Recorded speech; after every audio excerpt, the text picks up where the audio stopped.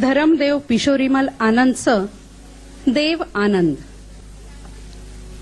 अगदी पहिल्या चित्रपटाच्या वेळी असं झालं की याच्या दातांमध्ये दोन्ही बाजूला फट होती आणि मग दिग्दर्शकांनी असं सांगितलं. त्याच्या ते लक्षात आल्यावर त्यांनी दोन्ही बाजूला फिलर्स बसवायला सांगितले. पण पुढच्याच सीनला हे फिलर्स पडून गेले आणि दिग्दर्शकाच्या लक्षात आलं की देवानंदचं हे हास्य असंच नैसर्गिक राहू द्यायचं, त्यातच खरी मजा आहे. त्यानंतर उत्तरोत्तर त्याचं हे हास्य अजून खुलत गेलं.